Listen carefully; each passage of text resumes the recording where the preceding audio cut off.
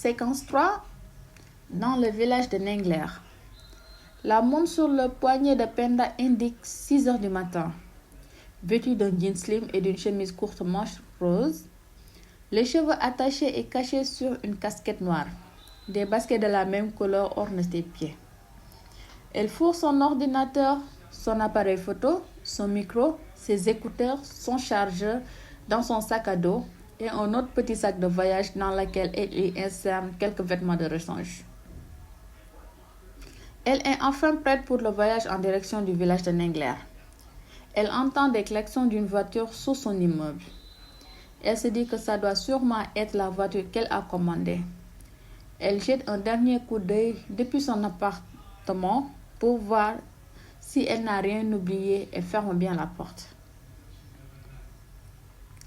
Penda descend les marches de l'escalier et se dirige vers la voiture qui est un Allo Dakar. La voiture est une Peugeot 307 de couleur bleu marine. Arrivée, elle lance un salam alek au chauffeur et s'installe sur le siège arrière. Le voyage s'est fait sans encombre et elle s'est endormie durant tout le trajet. Après 3 heures de voyage, elle est enfin arrivée au garage. Elle descend du véhicule, s'étire car elle a eu des crampes musculaires. Elle cherche de l'eau et quelque chose à manger. Ensuite, elle prend une charrette pour être acheminée au village Saison Ndiatigi, son hôte, qu'elle avait contacté 2 jours après sa résolution d'éclaircir l'affaire. Le fait qu'elle prenne la charrette lui évoque des souvenirs secrets des moments avec son père. Quand elle était petite, elle allait en vacances avec toute sa famille à Dara Djolof, village natal de ses parents. Son père Ibrahima et elle, accompagnés de leur père, avaient l'habitude de prendre des charrettes pour aller au Louma, marché hebdomadaire, pour voir et acheter du bétail. Un sourire nostalgique se dessine sur son visage. Ces moments de bonheur lui manquent tellement qu'elle en pleure parfois. Nengler est un charmant petit village sérère. Il est très verdoyant avec des maisons en paille, des champs abondants à perte de vue. Des bétails ornent le paysage fondu sur des tapis herbacés et verdâtres. À l'approche du village, on aperçoit un gigantesque baobab qui est d'ailleurs la place publique et l'emblème du village. Ce baobab massif domine le village. Ses branches sont comme des juges silencieux. Penda est émerveillée par la grandeur et la taille de cet arbre. Au fur et à mesure que la charrette approche, on entend le bruit des battements des pilons sur les mortiers, effectués par les femmes qui s'attellent à la préparation du couscous du soir. À l'entrée du village, elle aperçoit un joli espace bien décoré pour la cérémonie de l'après-demain.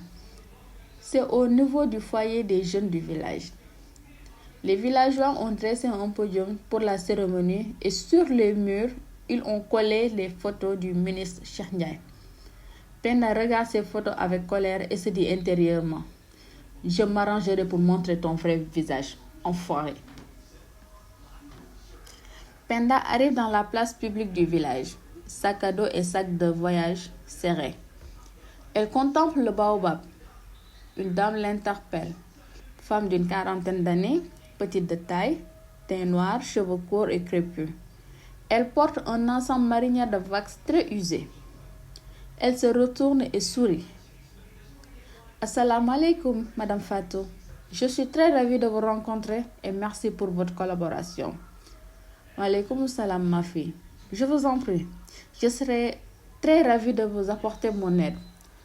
Ce village a besoin d'aide, qu'on lui rende ses terres dépouillées.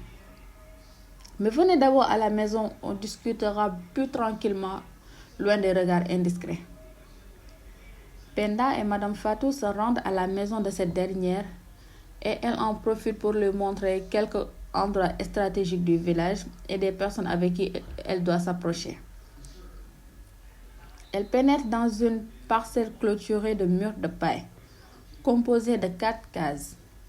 Fatou se dirige vers la case du milieu, d'ailleurs la plus grande de toutes, et elle lui demande d'entrer et de s'installer confortablement. Dans la case, un vieux lit orne la pièce. Une table sur laquelle est posée des boules en aluminium, des calebasses, des layous, des louches en bois. Penda est sur le lit. Elle pose son sac à dos, enlève son ordi et son téléphone et essaie de voir si son réseau est toujours actif. Elle découvre qu'elle en reçoit, mais très faiblement. Elle ouvre son WhatsApp et découvre qu'elle a reçu un message vocal d'un numéro anonyme. Elle entre dans le contact mais remarque que c'est un numéro masqué. Elle est perplexe mais décide d'écouter le vocal. Voix off dénonciateur. Sous cet arbre, les mensonges s'effritent. Un vent léger fait frémir les feuilles. Penda écoute ce message à plusieurs reprises pour essayer de le décortiquer. Elle finit par succomber à sa fatigue. Séquence 4. Maison de Fatou. Fatou, tante joviale, entre dans la chambre et trouve Penda sur son ordinateur en train de la manipuler. « Ah, tu es réveillée ?» Sourire aux lèvres et lui tendant un verre de thé. « Oui, j'ai certainement succombé. Et ces temps-ci, je ne dors pas assez. » Fatou jetant un coup d'œil sur l'ordi de Penda et voit la photo du ministre Cheikh Ndiaye. Quel homme misérable! Il s'empare de tous nos terres. Et le pire en est que certains villageois le soutiennent et le vénèrent. Je vous promets que ces terres reviendront à leur propriétaire d'origine. Comment on va faire ça? Il a trop de pouvoir. Il est intouchable. On verra bien. Il y a une justice dans ce pays et avec la preuve que j'ai, on va le démolir. Après sa discussion avec Fatou, elle replonge dans ses recherches et reçoit une nouvelle notification. C'est le même contexte de la vidéo cette fois-ci. Et c'est un enregistrement audio. Penda ouvre son ordinateur et décide d'y écouter l'enregistrement. Voix de Cheikh, enregistrement. Les bornes sont posées, personne ne bronche. J'en ai marre de ces messages et le comble en est que je ne sais même pas qui est derrière tout cela. Elle prend son carnet et note vérifier cadastre, terre volée. Séquence 5. Champ agricole. À 7 heures du matin, Penda s'est levée. Lavée, habillée d'un jean bleu et d'un t-shirt oversize blanc. Elle prend le café que Fatou lui a donné et un pain rassasié. Elle regarde le pain et secoue sa tête en se disant intérieurement que les villageois souffrent et vivent dans des conditions très précaires. Elle se sert de l'eau dans le canari qui est dans un coin de la chambre. Elle songe des salutations à Madame Fatou et à ses enfants. Elle décide de faire le tour du village. Elle entre dans des champs avec son appareil photo et prend quelques photos. Mamadou, paysan d'une soixantaine d'années, visage ridé, s'approche d'elle. Elle sursauta quand elle sentit une présence à côté d'elle. Mamadou, amer. Ces terres étaient à nous, mais ce foutu ministre les a prises. Il vous a payé? Des billets et des menaces. Quel salopard! Et qu'avez-vous fait pour lutter contre cette injustice? Que peuvent de pauvres paysans contre un richicisme homme d'affaires, de surcroît un ministre? Le dénoncer. Le Sénégal est un pays de droit. Nul n'est au-dessus de la loi. Vous croyez qu'on n'a pas essayé? Tous ceux qui se frottent à lui finissent par avoir des ennuis ou même pire, la mort. Comment ça? Vous en savez des choses. Je mène une enquête sur ces terres. Pouvez-vous m'en dire plus? Pour votre sécurité, je vous conseille vivement de laisser tomber. Vous avancez sur un terrain très dangereux. Votre vie pourrait être en danger. Aussitôt dit, l'homme lui tourna le dos et s'en alla. Les paroles de ce dernier restent figées dans sa tête. Et pour une première fois, Penda commence à s'inquiéter pour sa vie. Elle décide de se retourner dans la maison de Fatou, la peur dans le ventre. Arrivée à la maison, elle prend une bonne douche, se change et en profite pour se poser un peu et faire le tour dans sa tête.